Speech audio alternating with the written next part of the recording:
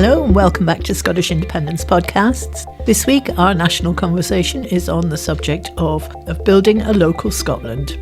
How would we do it? Why should we do it? Let's find out. So here we are, we're in Edinburgh, we're in the capital and we're down in the Grassmarket and just we've had lunch. just had a really nice morning, haven't we? We have had a really nice morning, yes. We have been at a very interesting sort of panel discussion about creating proper local democracy in Scotland, right down to community level. Don't think community councils with a budget of 400 quid a year to spend on stationery, which is where we're at the moment. Proper power. This is proper power devolved down. Fiona said, let's go, and I went, I don't know. Anyway, she was right, because I just feel quite energised after that. Actually. It was very good. It really was quite empowering, actually, just the topic. I suppose that's the point, isn't it? Yes, it is. It's about taking power. Yeah. Scottish Independence Podcasts filmed the launch event, and you can watch the video on our YouTube channel. This is the audio version. The event is chaired by Joyce McMillan. Good morning, everyone, and welcome to this launch of this new campaign to build a local democracy in Scotland. In a sense, it's a campaign whose roots go back a long way, but at the same time it could hardly be more relevant to the moment that we're in now, with so many challenges facing government at every level, and the weakness of the local level of government throughout the UK, and particularly here in Scotland, becoming more and more apparent as a sort of vital element of our whole structure of government. We used to say back in the 1990s, we were campaigning for Scottish Parliament, that local government is really the basic building block of democracy. And I do believe that. I think if people begin to lose faith in the ability of their own local communities to make decisions and to look to the future together in a sort of purposeful, collective way, then in a sense, their whole faith in democracy becomes more fragile and more dominated by the kind of manipulations of which we've only seen more manipulations of public opinion in the 25 years since the Scottish Parliament was launched. But Esther Roberton here and I were sitting on the consultative steering group back in 1998 to 99, which was putting together the sort of structure and the sort of detailed plans for the new Scottish Parliament after the referendum agreed that it should come into existence.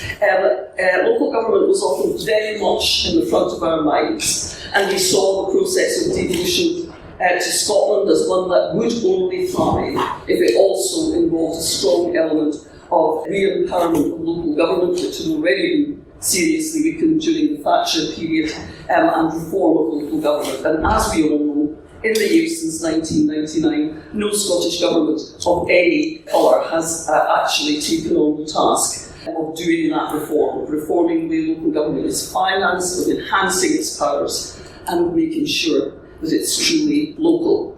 So hence this campaign, which is launched today, and I'd like to thank you all very much for being interested in it and for being here this morning. I'm Joyce McMillan, by the way. Sorry, I forgot to introduce myself, but writer for the Scotsman and long-time campaigner for devolution and for democracy at every level. I'm going to start introducing you to our terrific panel we have here today. And the first is going to be indeed Esther, my former colleague from those days on the consultative steering group. Esther's a tremendously useful and well-known figure in Scottish public life. She's done various things like chairing the Fife Health Board and all sorts of other senior jobs. But today Esther is going to be talking to you in her role as a former member of the CSG about why she has become involved in and is so committed to this campaign. So welcome, Esther. Thank you.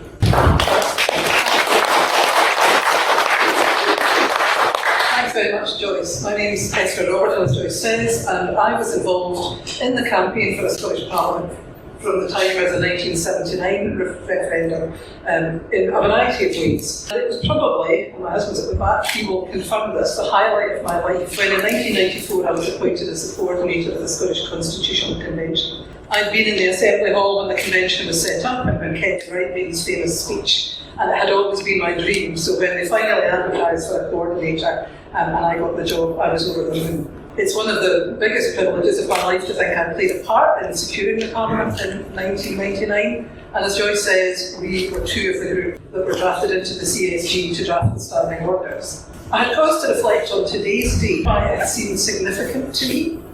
And it's because on this day in 1997, we had just resumed campaigning for that referendum after the death and funeral of Princess Diana. And activity in Scotland was feverish as we'd 4 days left to win the vote.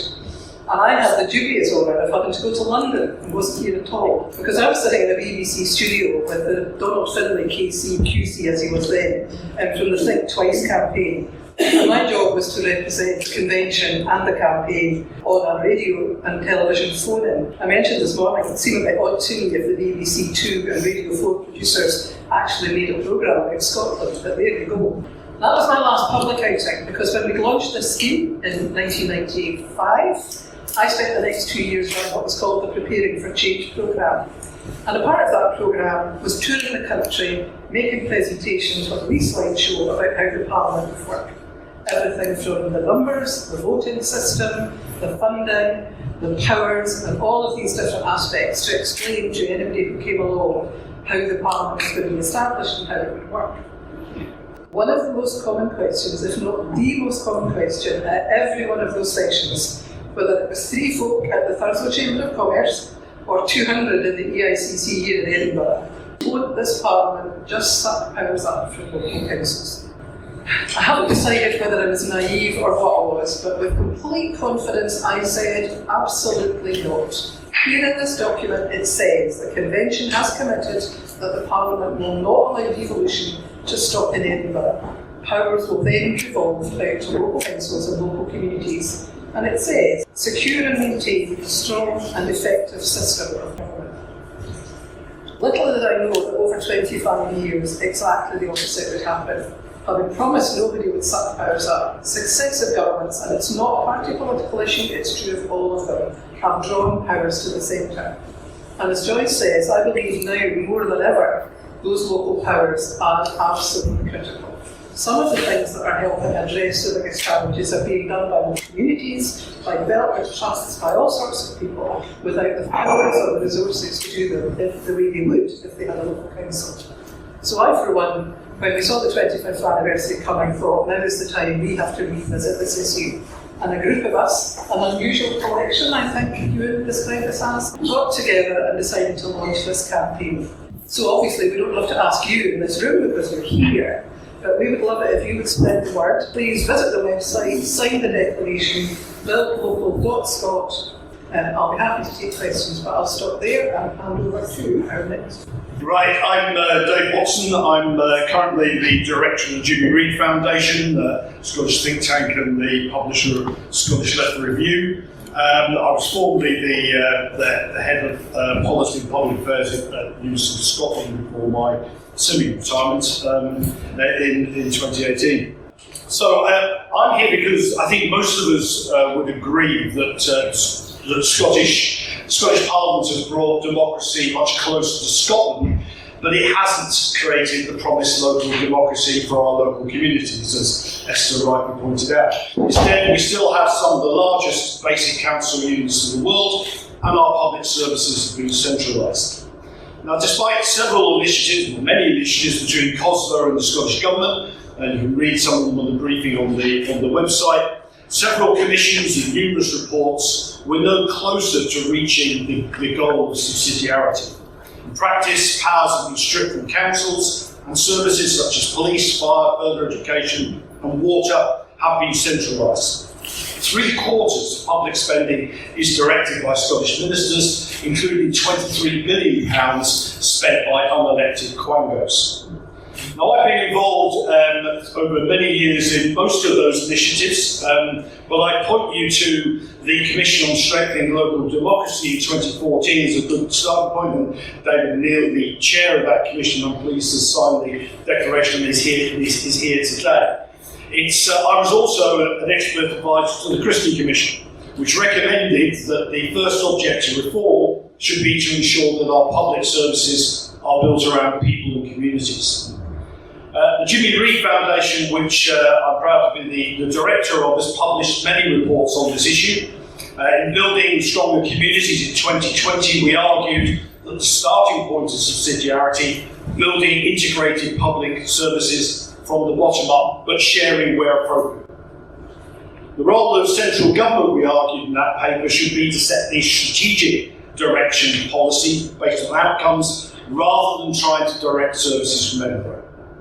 In the paper published last week, we highlight it's not just about democracy.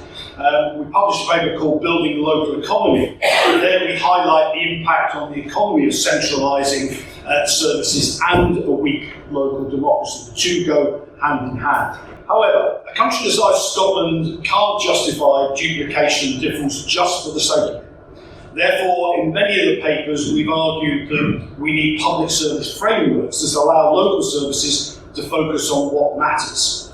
Even where decentralisation is not viable, and it may not be in some cases, the body concerned should still be required to collaborate locally. Now, it sometimes feels that the only discussion around local government comes from those advocating directly elected mayors or provosts, or even have a bitter Twitter squabble over whether they should be mayors or provosts. These top-down initiatives, I would argue, have not produced a strong sense of local empowerment. Instead, they centralise power in a single individual, which could lead to unaccountable and even authoritarian leadership. As a former trade union official, I understand that there will be trade union and workforce concerns over creating a larger number of councils, along with cost concerns more broadly about duplication. Now, this is where the national frameworks I mentioned are so essential. Local decision making should be focused on what's important to community. We don't need hundreds of, 100 plus in fact at the moment, different procedures, terms and conditions, contract documents, etc. Neither do we need a bureaucratic infrastructure of senior managers. This is an opportunity to explore the concept of a single public service worker on standard terms and conditions and joint introductory training, both of which were envisaged by the Christie Commission. In an era dominated by austerity economics, local services have continued under all administrations to face the brunt of budget cuts. Successive administrations have ducked the reform of local government finance, despite credible proposals in both the Burt report and the later Commission on Tax Reform. Council tax accounts for less than 20% of council expenditure. It used to be over 50% in Scotland. And equivalent councils in Europe, it's between 50 and 60%. Unsurprisingly, local election turnout is significantly higher in countries with greater devolved taxation. So smaller councils on the European model also enable local people to engage in local democracy. There have been many initiatives to improve citizen engagement and participatory practice in Scotland, but they've largely failed to engage working people, not at least because they haven't put real power in the hands of recognisable communities. So I view the declaration, which I'd urge you to sign, as a starting point for a new conversation about genuine local democracy in Scotland and how we deliver public services. We must put right the forgotten aim of devolution to disperse power not just from Westminster to Holyrood, but onwards to communities. A comprehensive plan for reform built up from communities, not imposed from the centre. Thank you.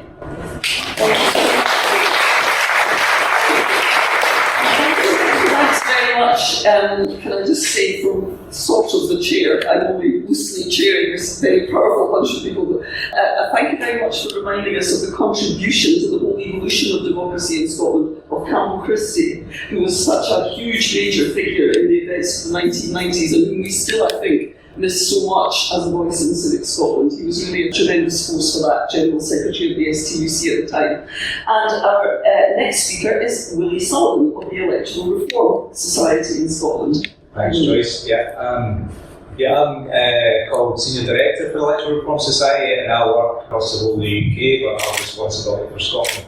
And I'm telling you that because Lesley suggested that I tell you a bit about me before I tell you what I think. I grew up in Fife. My father was a miner, and 40 years on from the strike, I've been kind of reflecting about, I was probably 14, 15 during the strike, reflecting on what that was about, you know, and it was and how this relates to this. And the miners were fighting for community. I feel more and more I think about that. And not long after that, I left school and worked as a gardener in the local park. I was an apprentice gardener in Glen, Pickcreek Park, we call it Glen in Dunfermline, in Dunfermline District Council. Got promoted when I moved to Kirkcaldy District Council as a landscape officer, and I joined the trade union. I think I was a regional officer at one time, and then through the union education, really, became a policy officer in the new Fife Council through the Big Bang reorganisation that we had in the 90s, and then went on to work for the Labour Party and stuff, and came back to Fife as a councillor. So I've been involved in local government quite a lot over my life before I ended up in the think tank world. I think it's really important, as people have said, and I also think this campaign is a kind of fusion of two of the best pieces of work that I think have ever been done in Scottish public life, and that's the Christie Commission work, which spoke about how you invest upstream, you invest in communities and public services to save you costs downstream. It truly is about investment.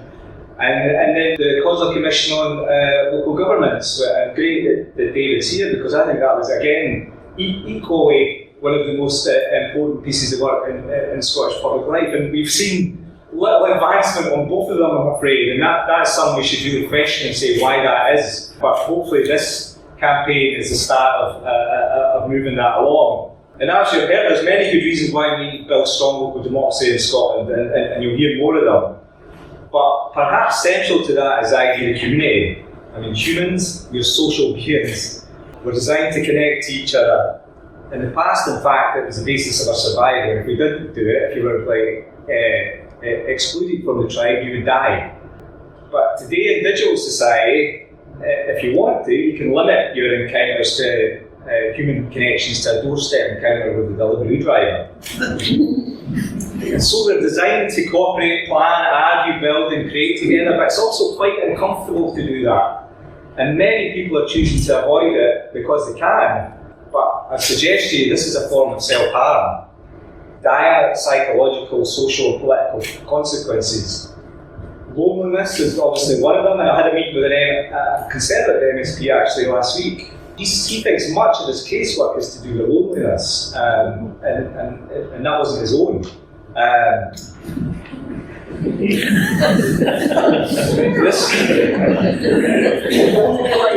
more and more we're beginning to understand this connection as a cause of mental health crisis.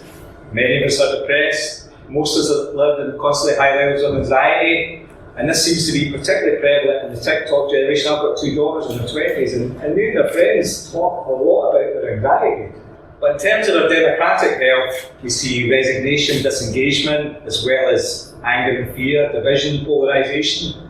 These are the most fertile grounds for political extremism and populism. Reform, currently polling 8% in Scotland, enough to get them several seats in the Scottish Parliament. Another behavioural driver from our evolutionary past that is not conducive to modern life is that when I'm anxious, I tend to see things in black and white. Fight or flight, dead or safe. If most of us are anxious most of the time, we have a society ripe for takeover by populists.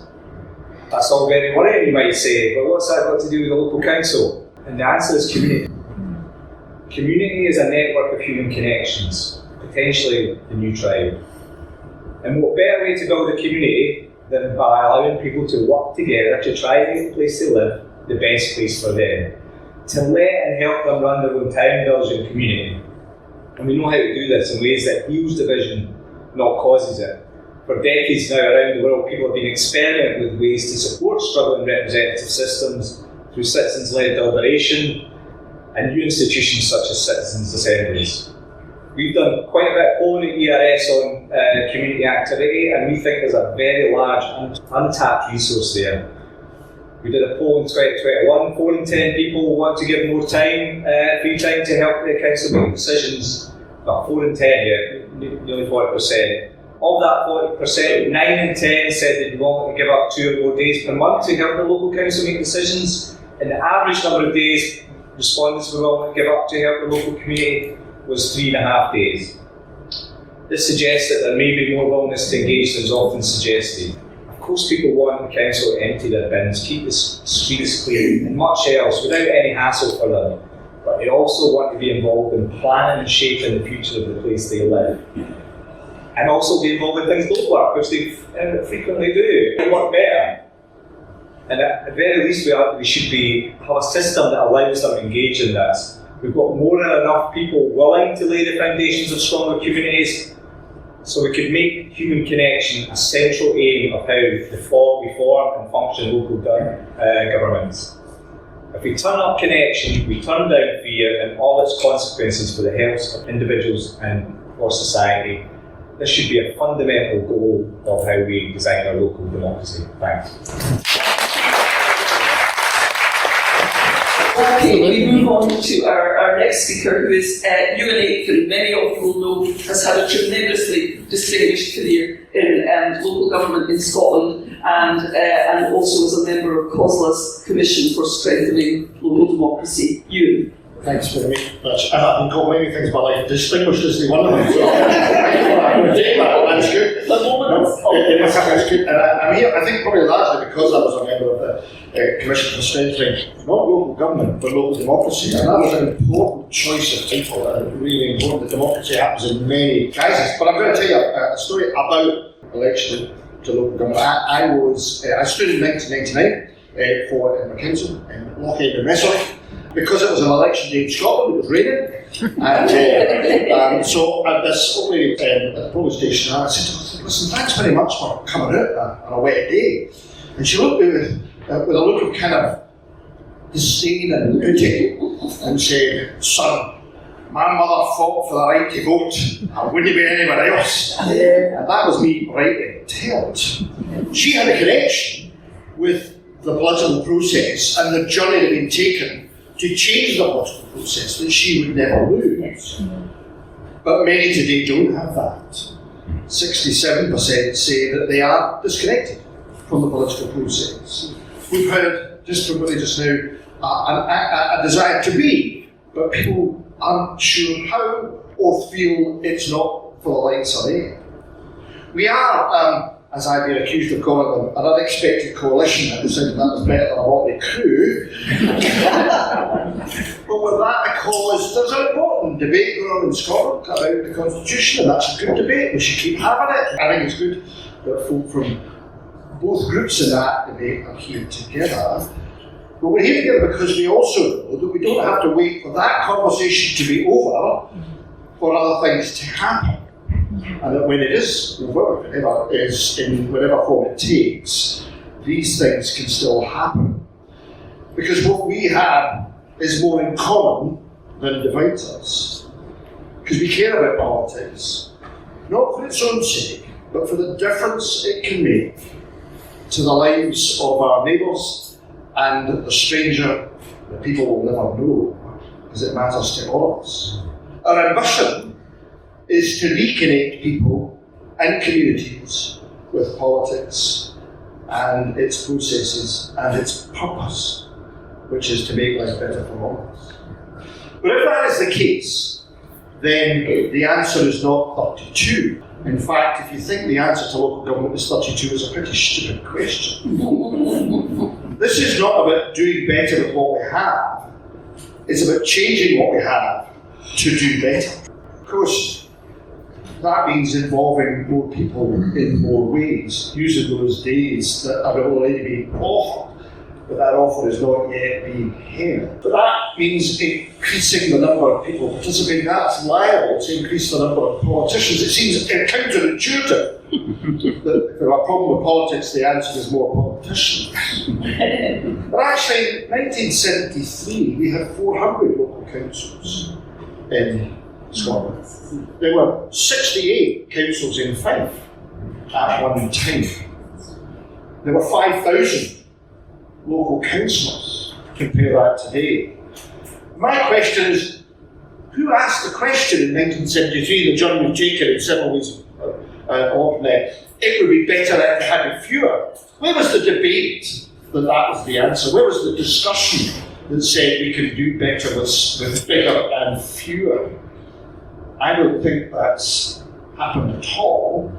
And I think the consequence of that has been that despite the commitment that we heard from Esther earlier on, devolution has stopped at Hollywood because the direction of travel has always been, let's keep it at the centre. Whereas what we're saying is if you want a better politics and better political decisions, you need more opportunities for more people to be real participants in the decision making that affects them, because that creates more understanding and brings more experience and more diverse experiences to the table, more sources of wisdom to the decisions we're trying to take. Because there's never, I used to say when a politician, you don't make decisions, you make judgment calls based on the information you have at that time.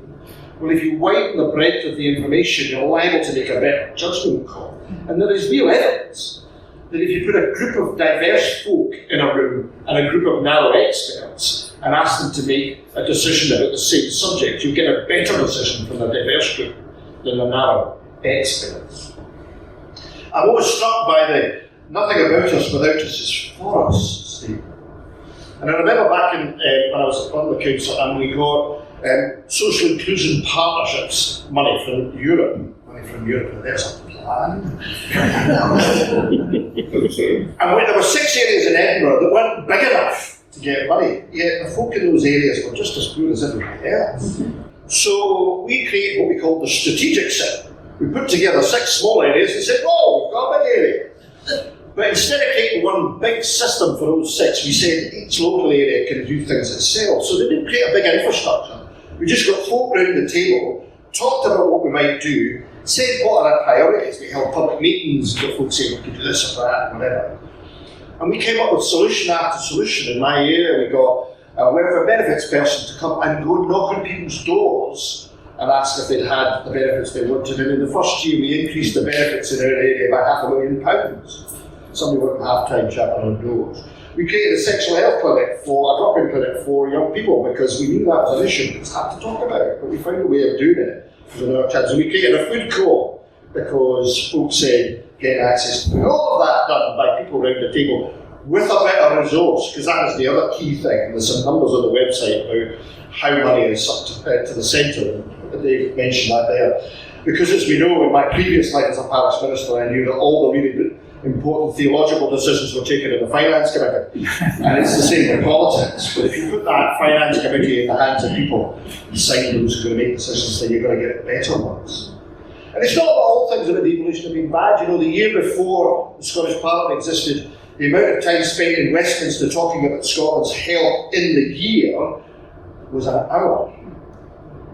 We've got that very different now. That's good, but we can do better if we default decision making in all the ways that are possible to the people most closely affected by it. Building from the bottom up, I think that concept of reserved powers and then building up, I think. So we can reserve powers to local government and give a centre as and when we thought we needed it. And as a model for doing that, then far more people can feel that that woman who gave me a right turn off will feel politics matters enough for me to get out and do stuff and not just on election day. Thank you.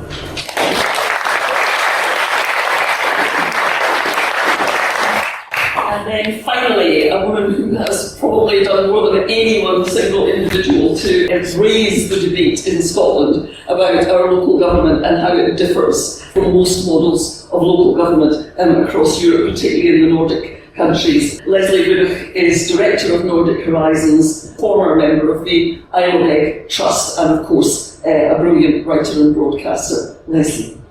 Thanks, Joyce. And wow, we're following Ewan. God, I've forgotten. In a twinkling touch, that man has been speaking. You can just see him in a pulpit giving it loudly. Anyway, thanks everyone for turning up. I think it's funny because for some of you really it is hardly numerate. I'm doing the numbers bit here because actually size matters. And I think many Scots are completely unaware of how totally out of kilter our local government is. We have practically the largest local government units in the world. It's that bad. The average in a Scottish council is 175,000 people. I know it's early, but no one's going, right? Because fact ends, right? What the norm is. And the norm is, across the EU, the average is 10,000 people. That's the average. 175,000, 10. If you start to look at what that then produces in terms of utterly ludicrous and unacceptable situations, take Highland Council, since everybody's doing a wee bit of how they come from. My mother's very weak, dirty weaker, actually from Town, if you want to get precise. She would be part of Highland Council. Highland Council, lordy. It has an area, a third of the landmass of Scotland, 11% of the landmass of Britain. It is larger than Wales, which in itself has 22 councils. It is, perhaps more significantly, larger than Belgium, which has one federal government, 3 community governments, 3 regional governments, and 581 councils. There are 8 councils in total, Highland is one of them, which has a larger landmass than Luxembourg, which has 12 cantons and 116 councils. Do you get it? I mean, that's how totally out of sync we have become. Behind all of this sits a big is beautiful mentality. And that probably is one of the real killers of our society. Because actually, we all know, a bit of us goes, oh yeah, we've been fed it for so long. It kind of feels right. But conversely, I'll bet that most of you are here because you're connected to something in your community, at the local level. Now let me go to that stage of things. Of course, nature abhors a vacuum. There is something at community level. It's called volunteers, right? Now, I'm not knocking volunteers. I was one with the Isle of Egg Trust. I'm seeing Ian Cook, who is Chief Executive of the Development Trust Association. There's about 350 trusts across Scotland who are all doing heavy lifting in their own communities, and that's great. Many of them have done buyouts. Many of them are running really important facilities. But here's the thing, they're soon going to end up being mini councils because the government's strategy is to let those who feel tough enough pick up extra powers without extra resources and without needing to have elections around all the people in their neck of the woods. And those development trusts, well, they're wondering what's happening too. We have got a weird situation where people who are really interested in their community end up having to put, and there's never less than 10 years in it. Every buyout has taken 10 years to get anywhere. You can just wave goodbye to 10 years when you try to take something on, and you will be worn down by it. And at the same time, you'll be trying to operate with a council that might take you 2 days to reach. That'll be your local council, right? Which is essentially hugely bureaucratic. And this is not knocking the people who are councillors. Some of them have wards the size of small countries. A very good friend of mine, Jean Urquhart, who was vice convener of Highland Council, has signed our declaration. Her ward used to be the largest in Europe. And she was knackered simply doing the ward rounds. This is crazy. So the net result of all of that is that we've got a lot of voluntary effort that is non-statutory. You can do stuff in community councils. The average budget is £400 a year, which is meant to be spent on stationery. You're having a laugh. And that, and that can be completely ignored by the proper councils, as many of you who are committee councillors will know. So this is rubbish. It's embarrassing. It's not local democracy. And many parties at election time have picked up aspects of this and talked about rolling powers out of Holyrood. They've never come up with a detail. The details are all there. I'm just going to give you a couple of snapshots because many of you may know. I know the Nordic countries now reasonably well. You might think, Jings, we're going to end up with loads of highly paid officials everywhere if we have more councils. And I mean, this, as reports go, it's been mentioned already, there are lots of reports. One from the Fraser-Allender Institute in 2019 suggested having 17 regions, 318 councils.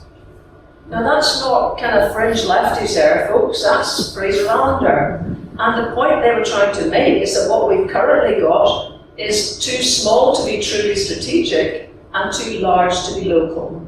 We've got the mummy bowl in the Goldilocks scenario here, no offence to mummies, but it's just betwixt and between, and it doesn't work. So how it works in Norway, for example, they have most of the small municipalities that may just have 2,000 to 3,000 people. If they have their education director is usually also a part-time teacher.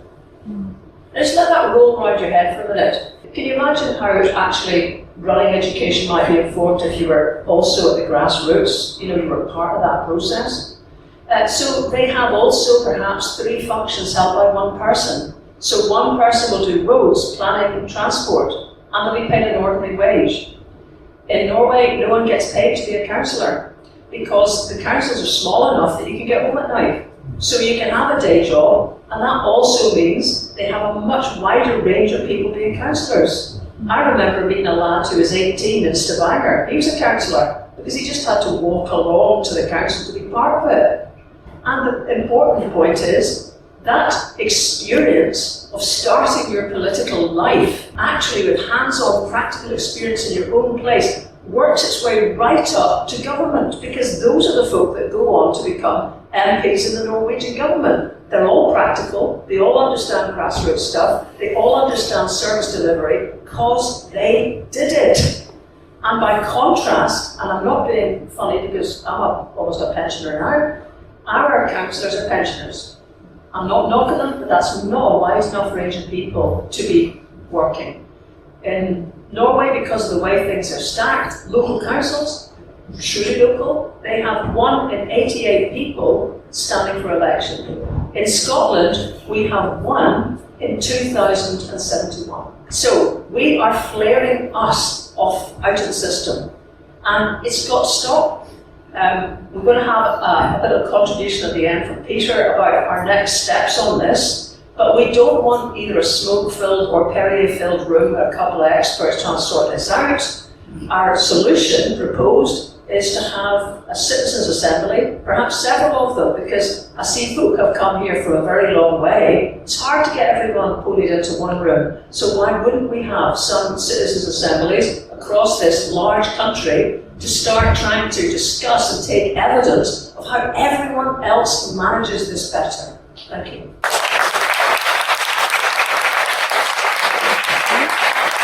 The next section is the Q&A from the audience. Questions were taken in batches and then the panel answered them. We haven't been able to include individual questions in this recording, but Joyce, the chair, does summarise the main themes that came out of them. It's about finance, it's about the next steps and how we would use citizens' assemblies to build a campaign, and about this crucial question really of if you have quite small councils at the base level, what is the best way of coordinating those activities that require cooperation over a larger area. Do you want to start this off? Right. You're absolutely right about the financing position, and I think Lesley will maybe be able to say much more about how it's done elsewhere. But the view always was that the Parliament should be making sure that councils had serious powers. And there's a lot of debate, even in an existing structure, about our current financial challenges and how there are actually powers sitting in the Parliament right now that could empower local councils to raise money over land or whatever. But there would definitely have to be a system of, I'm not going to use that word either, equalisation. We can't assume that a tiny little council in a wealthy area gets to keep all its money and a tiny little council in a less wealthy area has to do without. I think we would all agree that that's not the kind of system we'd be looking for. Council financing, just like reorganisation, is a really complex issue, and parties have all put it in the two different pots. As Dave made the point earlier, there have been commissions after commissions. I've read so many reports about how you could finance local government, or how local government could finance itself differently. The evidence is there, but we have to engage communities and the politicians. And one of my priorities about the citizens' assemblies is I want them to be run by the Parliament, not by the government of the day, because we don't want this to be a party political issue. We've got an election coming up in 26, and I'd like to see every single party have something in their manifesto about what they would do. And if I come up to another of the small failings of the Parliament, or the disappointment, shall we say, from the convention days, it was about the convention achieved this scheme through hard sweat and consensus building. And we thought we'd have a parliament that did the same. And we haven't seen that, and it's part of a global trend, but the Scottish Parliament has not been the kind of consensual politics we'd hoped for. And I think health, rephrase that, the health service, and local government are two of the issues where the public would like to see the parties work together to find a solution that satisfies most of them. None of them will get everything, but let's get together and stop using this as a party political football. Agreed. Just to come in on these points about cooperation. Yeah. Absolutely. Norway has about 400 councils. We have 32. We have the same population. What they do, well, we had Nordic Horizons had the Minister for Local Government in Norway on, and he explained that the Audit Commission for Norway found that the best delivered projects in Norway are delivered by municipalities cooperating with one another. So, for example, hospitals, I think, have now been taken into central government. At the time we were speaking, 4 or 5 municipalities, councils, would work together on producing a scheme for a hospital. Now, the importance of that was to avoid what he described as monopoly thinking. Now, just think about anything in our world where there's one person practically has made one decision about something really important that's cost millions, even billions of pounds, and there's too small a set of people or person at the centre of that decision making. When they have 4 councils who are all discussing where the local high school would be, you bet there's plenty of challenge right at the start about where the best thing is. There's a point where you have to put a sock in it and actually accept that decision. But what the Audit Commission of Norway, and I would remind you, the Norwegians are judged to be the world's best democracy. What their commission found is that the best decisions were made by groups of councils working together. So cooperation is over the bricks. They also have at the back of this a redistribution process, because for sure some of the smallest municipalities up in the Arctic have got not much in the way of income, so there is at the base of it a redistribution system.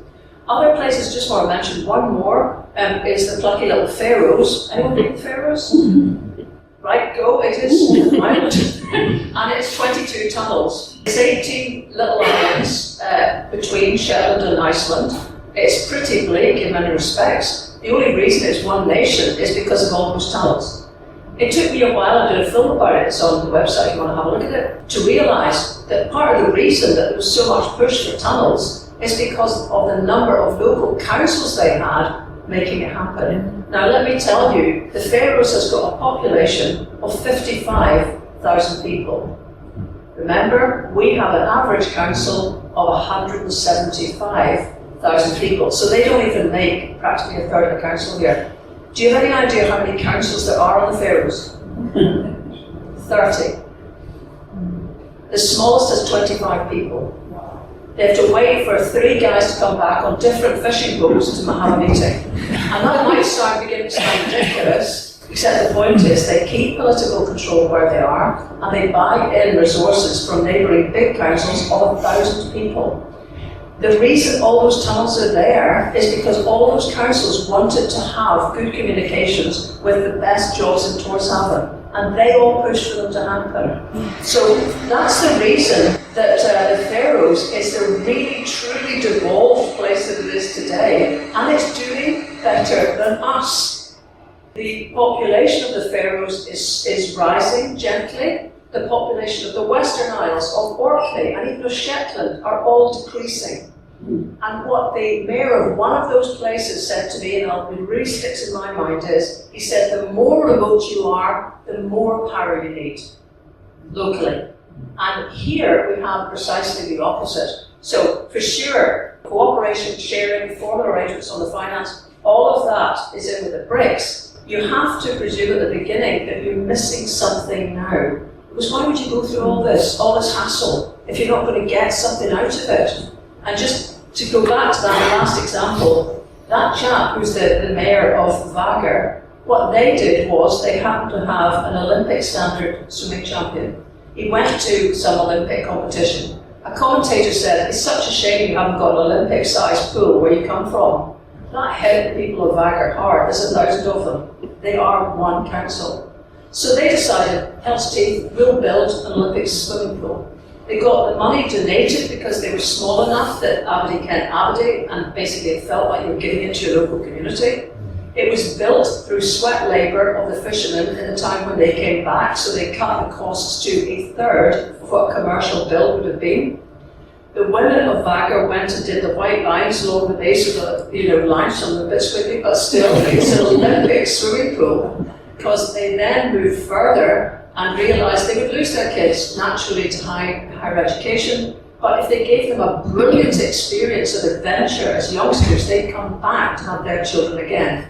And Vagar now has a sports high school that takes people from not just Faroes, but Denmark, little Vagar. And the message, the more remote you are, the more power you need. I mean, I think the political culture is really important. The culture of anything, organisation, politics is vital. And we've got to question whether we've got the right political culture at the moment, and because cultures can be changed as well. And I think one of the reasons that we support this campaign is we see this as one of the potential ways of changing that culture.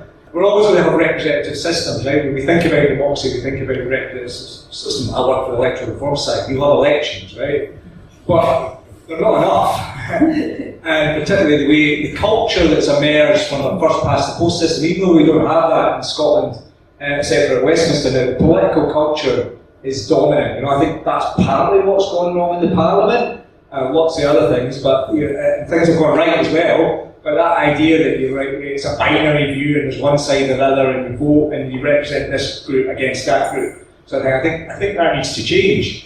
And why? I mean, I think why this campaign is so important is because I think it's crucial for the upgrade and the development of democracy, the next stage of democracy, which is I always try to advise people not to fall into the trap and think elections are democracy. Democracy is about sharing out power, right? And what we heard from the guy in Bathgate and from everyone is that people don't have any power, right? And that has all the effects, the alienation, the division.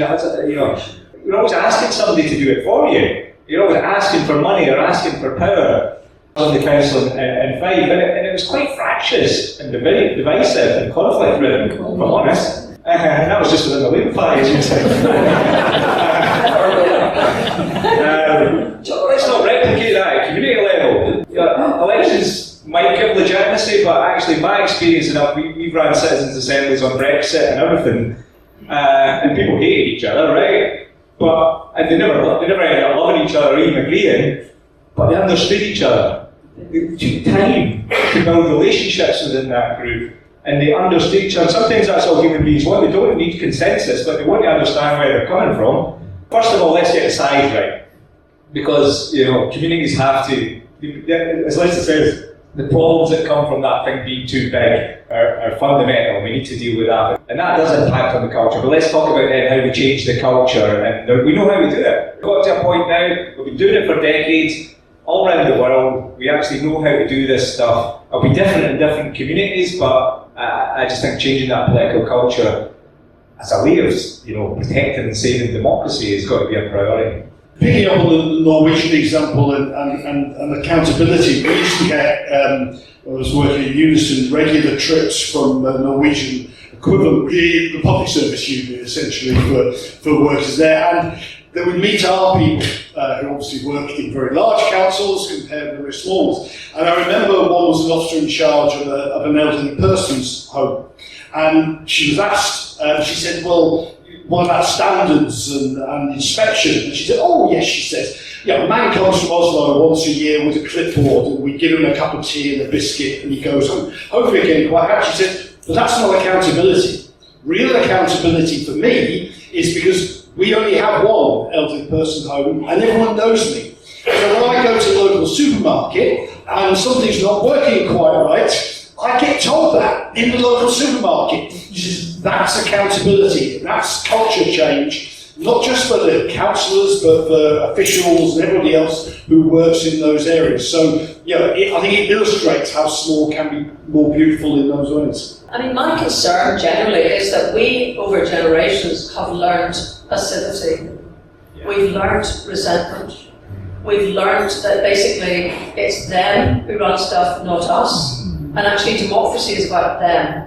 You can make it whoever them you want. It can be quangos, it can be a distant council, it can actually be a distant landowner, it can be a distant Holyrood. Everything about power is distant. And that is a hangover from feudalism. If we're going to wake up this country, we need to ditch feudalism in more than just literally those words and an act of parliament. Up here, in here, we need to get that we cannot keep flaring ourselves off out of our own system. So to me, that's what's so important about it. Coming back to that question of how things can operate, Sweden, for example, has a system whereby only higher rate taxpayers pay any tax to central government in Sweden at all. Most of you in the room who are average taxpayers would pay your entire income tax to your local council. And then blow me, when they have council elections, they have a 92% turnout. Why do you think that would be? Because they've got your money. And to come back to the question about creating interest, it's astonishing what interest you can create when there's power in the room. And that was also true, whichever side you want to take, of the independence referendum, there was power in the moment. So we've got to shift to a situation where people feel they're not essentially being messed around, where you're asked constantly to create plans for something that a larger authority will just disregard. That is teaching you something. And we're teaching the next generation the same bad lesson, which is don't engage because it will break your blooming heart.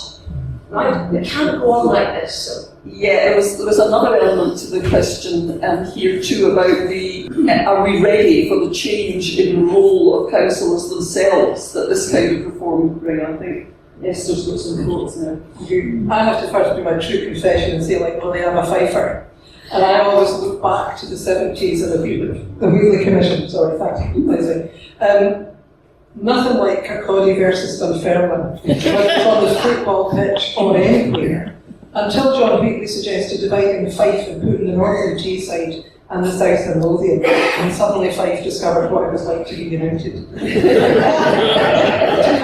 come back to the question about accountability, I mentioned at the beginning about the Parliament and decentralisation, and Dave made the point about strategic decision making. If you told me when I was touring the country doing those presentations, I had MSPs debating whether the council should be allowed to have a tourist tax, and whether if they did it should be a percentage or a flat rate, and should it be the same in Edinburgh as it is in Inverness.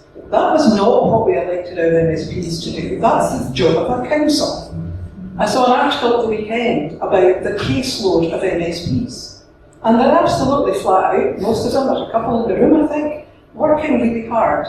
I understand that 60 to 70% of their caseload is actually about housing and health and all the things that have got nothing to do with the Parliament but to do with local government and obviously the big bang of the state, which we've got another argument about. So there is that whole thing about we would change the culture if the Parliament stuck to the things we needed to be doing and let the councils get on with the things that we want them to be doing. But in the old days, especially in the likes of the Highlands and the Borders, councillors were independent. They weren't party political at all. I think latterly lots of them stood as independents and they knew which party they were in anyway, but anyway, I think the kind of councils the Nordic countries have, people get involved because, as Dave says, they can see they can make a difference. And they know they have to work hard because when they go out at the weekend, they'll get their YouTube if they don't. So I think there is that whole debate about the role of parties and whether councillors would be independent or not. I think coming back to your question about will the political parties shift, I think the difficulty you've got is as soon as you create a parliament and you get the kind of culture we've got, they don't want to give powers up. Back to Lesley's point, the whole point of this campaign is for the public to start demanding that they do. And that's what we have to do. Not be sitting quietly waiting for them to take action. Nobody's referenced another Fife institution called the Carnegie Trust. Based in Dunfermline, they're doing a survey UK-wide, social, economic, environmental and democratic well-being. And it won't surprise you to know that democratic well-being scores the lowest.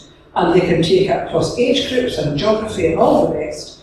We won't get that democratic well-being until we get power in local hands and people feel they're in control of their own lives through their own local council. That's really almost three really terrific questions there. And the first one, a vital one about quangos and the whole role of quangos in our society, administration, democracy. And then the first part of your question, very vital to the next kind of 10 minutes of this event, which is what are the next steps and how is a grassroots movement towards this to be built. And then finally, the particular points you made about the NHS and that kind of question about function and at which level it should sit. So all terrific questions. Dave, do you want to make a start? Yeah, so on the quangos, I wrote something not so long ago. The reason that I did so was that a politician, I won't name, talked about the bonfire of the quangos. And I'm old enough, sadly, to remember it was probably about the fifth politician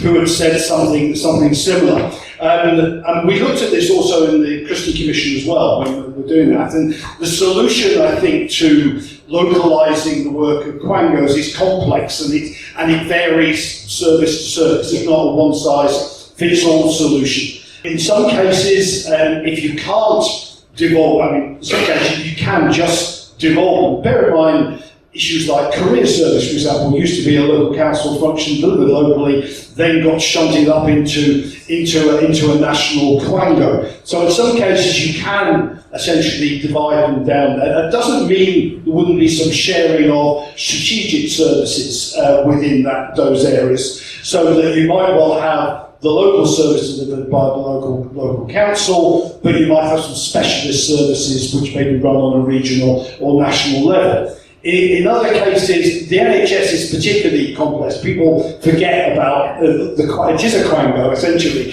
and health boards are quangos as well. And there is a difference, I think, as Norway and other countries have found, between local community health services, which can be run locally. By that I mean the GP service, the district nurses, the midwife services and so on. All of those are essentially run locally anyway, other than having a great bureaucracy above them, but actually autonomous, self-autonomous, self-directed teams actually can run those services locally without a great problem. What you can't do is, in fairness, is run a big acute service, a general hospital from a small council, and other countries in Europe have done. So there's a mixture of pictures there. Even when you can't devolve them, maybe a quite small quango, what you can do in those circumstances is give them a legal duty to cooperate locally.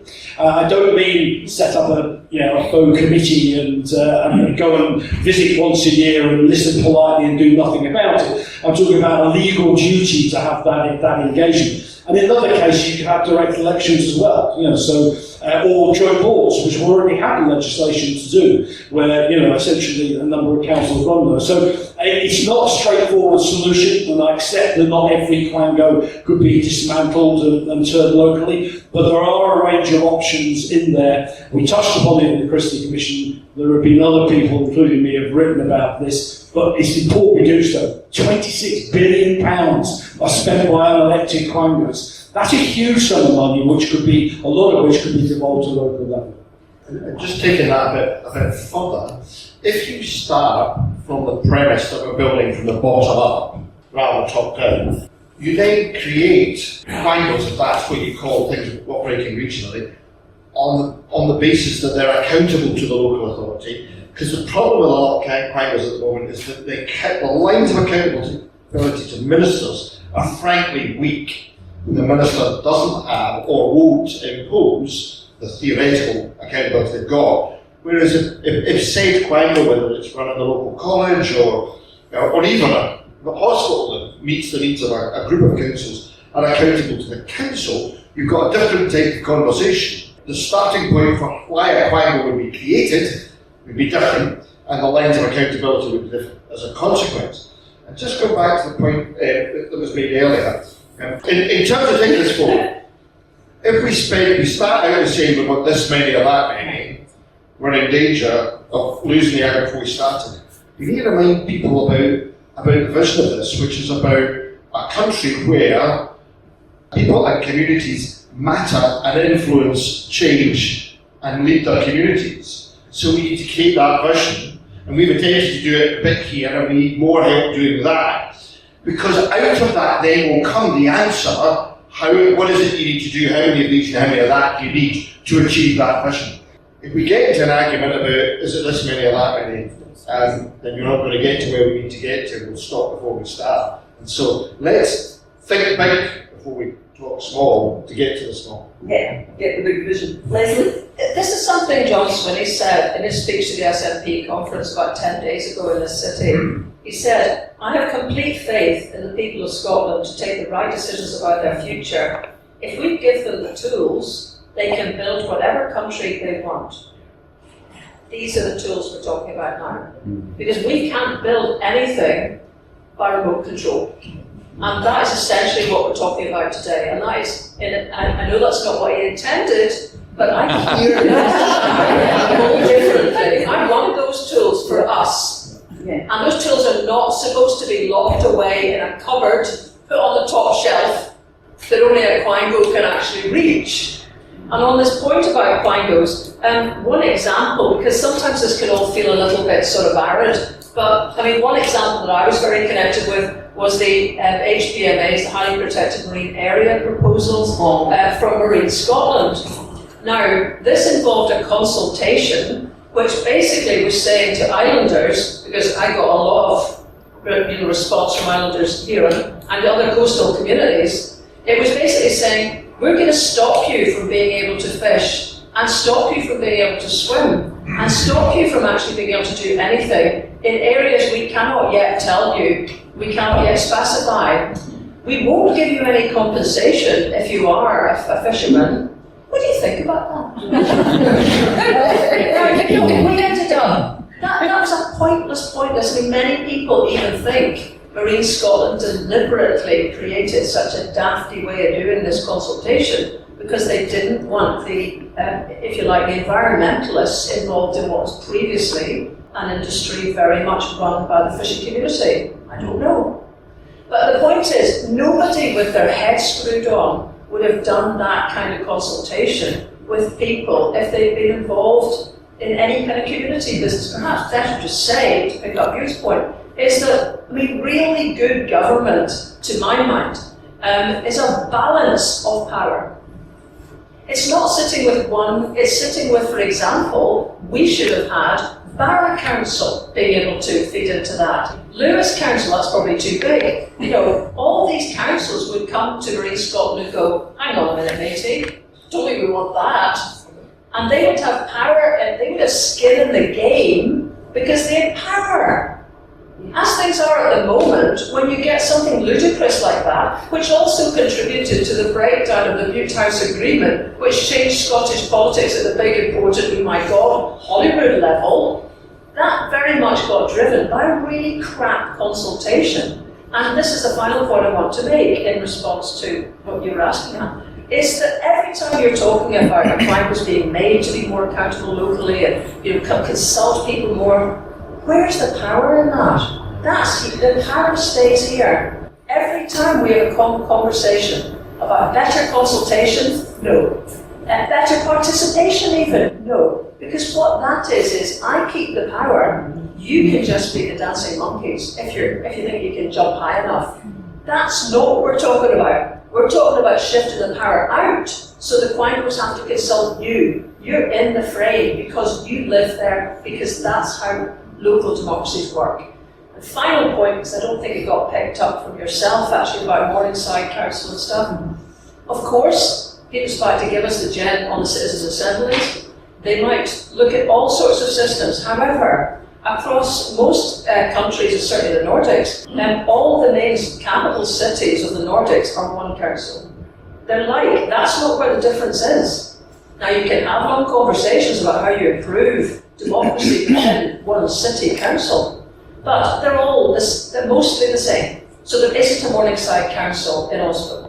What we're talking about then is the total absence of democracy across the rest of Scotland. And although people in the Central Belt may think everyone lives in Edinburgh and Glasgow, we today, right, just the majority of people are living in towns and they have nothing at the centre of them. Or islands where they're, Barra is literally a 2-day trip to get to your local HQ in Stornoway. So that's the kind of change we're looking for. And yes, we need to get this up the agenda. It's going to be tough. That's why we've got a posse. Join us. Sorry, Lesley, can I just ask, are you saying that, you know, if Oslo's just one, Stockholm's one council, that Edinburgh would still be one council, or Glasgow? I'm very wary of being prescriptive because our aim is to let people think it through. I'm only telling you how other places work. And the difference is not at the city stage. The difference is everything beneath that. Okay, a last word from Esther and from Willie, and then we'll come to Peter for the winding up and the next steps. We know that when we come to this conversation with the public, the Republic of Leith will be the bit that will cause us the biggest challenge. Right?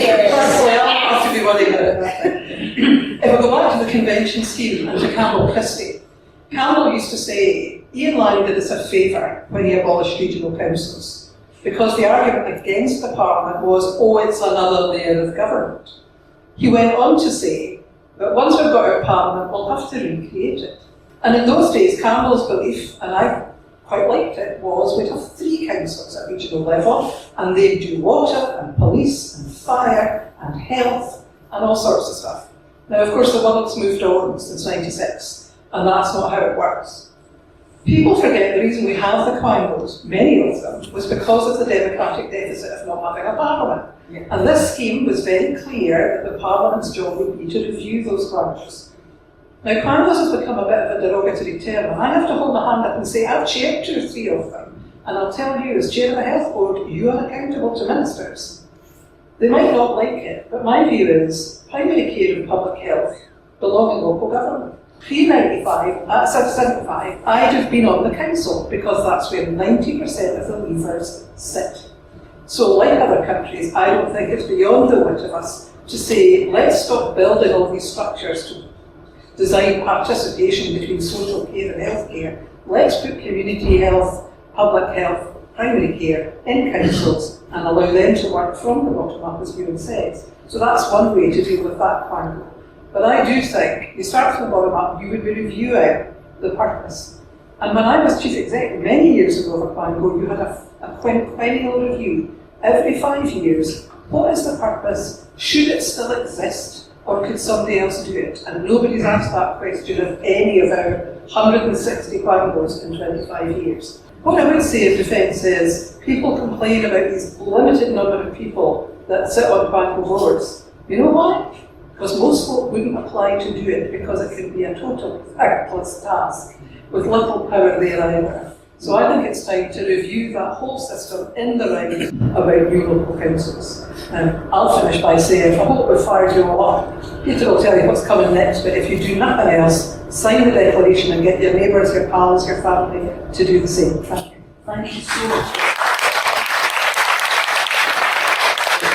I need to lead into what Peter's going to say here, because you and Lesley covered it a bit about what the process is, and I think it's, again, to escape from my binary thinking, I think we do need to allow a process that not have a set plan, right? We don't, because there's a process that has to arrive at that. But at the same time, acknowledge the gravity of the status quo, and this is why the Nordic examples are so important, because it's quite hard to imagine something different from what we've already got. So I think starting with the principles of what we want for our communities, which is empowerment and ability to run their own place, and then, as you said, like, let's work out how we kind of deliver that, and it'll be different in different communities. I think, thinking back to the 90s and the Big Bang, I think this must be a process over a period of time, rather than one big event. But again, without being binary on it, there needs to be like structures in place to allow that to happen. So I think we're going to hand over to Peter to say what that process is. Yeah, Peter.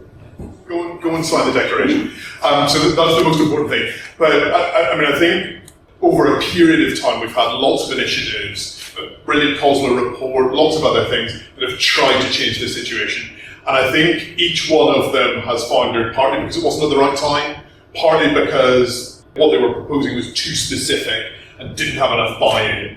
And I've sat on a platform as a candidate in an election and said, I think there should be more local democracy, and had people say to me, absolutely not, because you're not going to get elected and you just want a way in through the back door. What we need is a campaign across society to get people to demand this, because if we don't do that, then we're not going to get the change that we want. And the pathway to that change is that we want parties to put in their manifesto for the 2026 election, a commitment to a citizens' assembly to be run by the Parliament to come up with firm proposals for what we would do, how we would do it. I think, as Willie says, it's going to be a process, not an event. What we need is that to get the real buy-in from people. We need you to go out and be champions for this, to talk about the need for more local democracy, to talk about the need for people to control their own lives in a way that they just don't at the moment. We can work out the details later. We've got a really clear process by which to do that now, and I think that's what we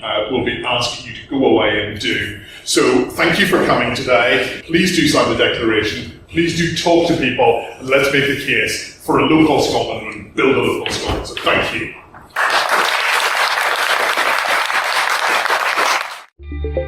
So thanks for listening, everybody. That was a long discussion. Hope you found it useful. If you'd like to know more, there's much more information on the website, which is called buildlocal.scot, and that is also where you can sign the declaration, which is one of the ways that this project hopes to build some momentum.